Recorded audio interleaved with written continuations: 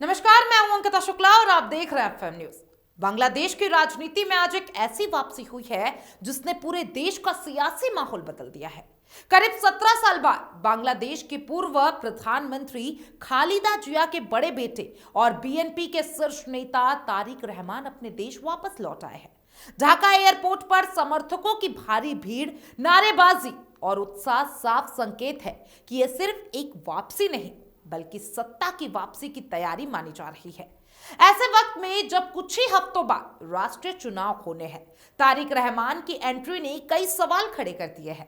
क्या तारिक रहमान बनेंगे बांग्लादेश के अगले प्रधानमंत्री? क्या डार्क प्रिंस की छवि अब इतिहास बन जाएगी?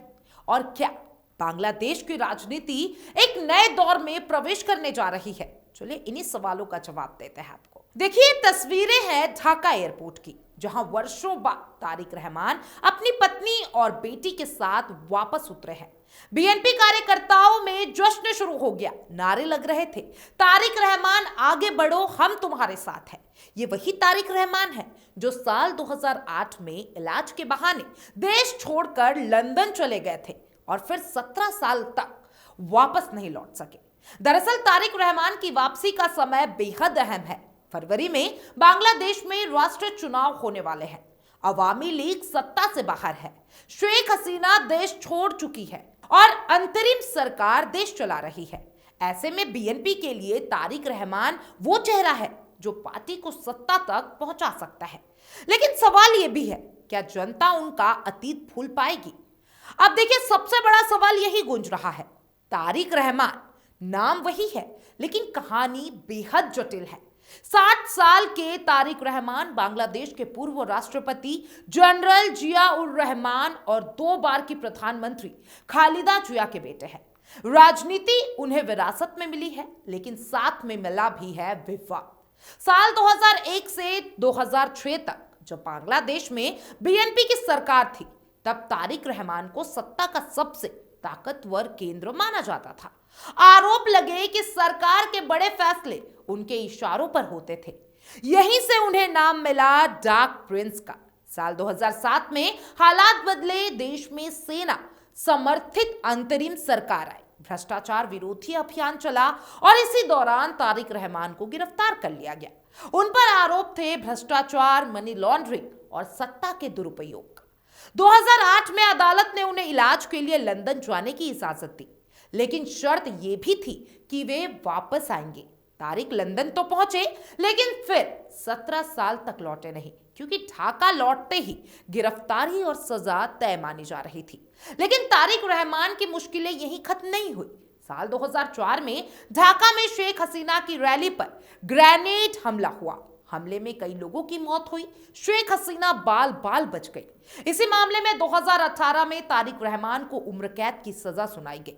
ग्रेनेड हमला, भ्रष्टाचार, अवैध संपत्ति, तारिक रहमान पर आरोपों की लंबी लिस्ट देखने को मिली।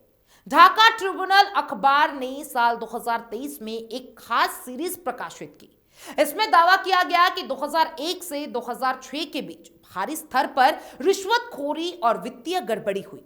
इन रिपोर्ट्स में तारिक रहमान को खुलकर डार्क प्रिंस कहा गया। रिपोर्ट्स में यह भी दावा किया गया कि तारिक रहमान ने गैर कानूनी तरीके से करोड़ों डॉलर की संपत्ति जमा की है। अमेरिकी दूतावास के केबल्स का हवाला देते हुए ये आरोप लगाए गए कि साल 2023 में एक मामले में उन्हें 9 साल की सजा भी सुनाई गई। लेकिन राजनीति में वक्त बदलते देर नहीं लगती है। जी हां, अगस्त 2024 में छात्र आंदोलन, हिंसा और फिर अवामी लीग सरकार का पतन। शेख हसीना देश छोड़कर भारत चली गए और यहीं से तारिक रहमान की किस्मत ने करवट ले ली। शेख हसीना के जाने के बाद मोहम्मद यूनुस के नेतृत्व में अंतरिम सरकार बनी। इस सरकार ने खालिदा जिया और तारिक रहमान को एक के बाद एक राहत देना शुरू किया। तारिक रहमान को 84 मामले में बरी कर दिया गया। इनमें शामिल थे ग्रेनेड हमला, मनी लॉन्ड्रिंग, देशद्रोह और चैरिटेबल ट्रस्ट से जुड़े केस। कानूनी रास्ता साफ होते ही तारिक रहमान ने ऐलान किया कि फरवरी का चुनाव वो चुनाव है जिसका देश इंतजार कर रहा था। मैं इससे खुद को दूर नहीं रख सकता, मैं ढाका लौट रहा हूं। और अब वो लौट आए हैं। तारिक रहमान की वापसी बीएनपी के लिए संजीवनी मानी जा रही है। पार्टी को उम्मीद है कि उनकी मौजूदगी से कार्यकर्ताओं में नया जोश आएगा। खास बात यह है कि खालिदा जिया गंभीर रूप से बीमार है और अस्पताल में भर्ती है। ऐसे में पार्टी को एक मजबूत चेहरे की जरूरत थी और राजनीतिक विशेषज्ञों का मानना है कि अवामी लीग की गैर मौजूदगी में बीएनपी सबसे मजबूत ताकत बनकर उभर सकती है। और अगर बीएनपी सत्ता में आती है तो तारिक रहमान का प्रधानमंत्री बनना तय माना जा रहा है। और अगर ऐसा हुआ तो तारिक रहमान अपने पिता और मां के बाद परिवार के तीसरे राष्ट्रीय अध्यक्ष होंगे। लेकिन बड़ा सवाल अब भी बाकी है, क्या बांग्लादेश की जनता तारिक रहमान के अतीत को भूल पाएगी? क्या ड्रैग प्रिंस की छवि प्रधानमंत्री की कुर्सी तक पहुंचने में बाधा बनेगी, या फिर 17 साल का वनवास तारिक रहमान को एक नया नेता बना चुका है? इन सवालों के जवाब फरवरी के चुनाव में मिलेंगे। फिलहाल इतना तय है, तारिक रहमान की वापसी ने बांग्लादेश की राजनीति को पूरी तरीके से हिला दिया है। आप क्या सोचते हैं तारिक रहमान की वापसी को लेकर? मुझे कमेंट बॉक्स में अपनी राय जरूर दीजिएगा और तमाम इस अपडेट्स के लिए एफएम न्यूज के साथ बने रहें।